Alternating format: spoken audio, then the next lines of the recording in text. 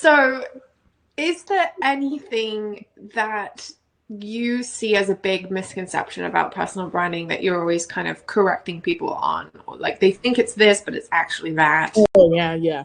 So this is something I made as a mistake in my own business. Just launching the business, people spend way too much time on the ideation part. I spent months and months trying to figure out the title of my business, and it's way too long. Farah Laurent, International Nurse Coach. Like, it's too damn long. So, and like the brand colors and the logo, like ask me how many times I use my logo. Not very much, but like I obsessed with it, right? So like, yes, your logo, your brand colors are part of your personal brand, but essentially you are the brand. Like it's you as the person. It's just a matter of how you're managing it or like you're not managing it at all. So like, if you choose not to manage your brand, then people are going to misrepresent you, or when they think about you, they might have a different perception of how you're trying to come across or demonstrate.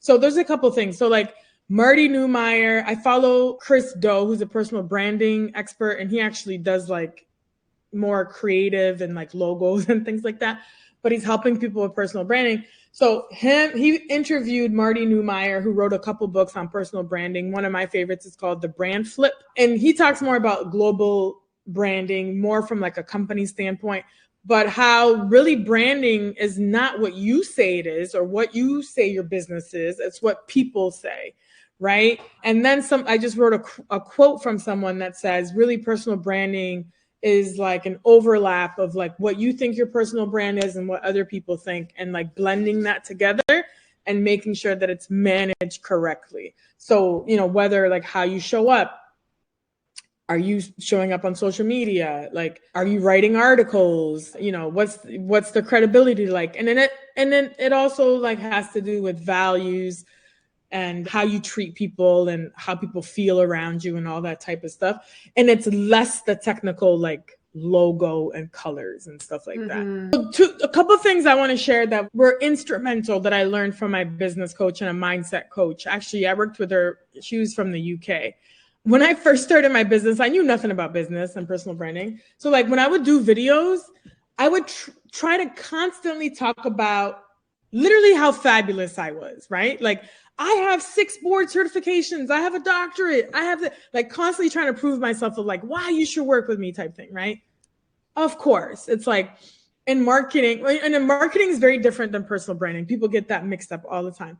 Then I realized I need to shut up and stop talking about myself and more talk about the client's problem and their pain points and how I went through the same stuff, how I shared my story about like what problem I was going through and how I figured it out, so that people could see you as relatable and like, hey, they understand. Oh my God, like they're talking directly to me. Like they understand me. And essentially the biggest currency of personal branding is trust, right? So like I had to learn that because like I just kept talking. I'm like, oh, I need to show how credible I am. And it's not really so much that. It's like, do people like you? Can they relate to you? And like, are you speaking their language type thing? Another thing I was going to touch on that you said earlier is I will actively gather the things that people are saying about my brand, my company. And then when I am working on marketing materials, I will use the wording that they use to describe the experience of the brand rather than my own words, which actually don't reflect it as accurately as their words because they're in it right now. You know, and so I think that's a really big shift as well that you can make when you're actually running your business, is that you don't necessarily know your brand as well as the people who are interacting with you know it. Yeah. And I think the most powerful thing, like you talked about just now, is storytelling, right? Think about, you know, kids, right? Kids tell a lot of stories. You remember stories even from when you're a child. And historically, stories have been passed down. It's memorable and it evokes emotion, right? Like storytelling. And it's the way you say it and how you say it. Like Simon Sinek talks about this all the time. Personalize it to one person. And then also like keep talking, relate it back to your origin story. Like, so for me, I keep talking about that clinical instructor like that tried to crush my dreams. because nursing students relate to that, because they're still telling them today that they have to go into med surg.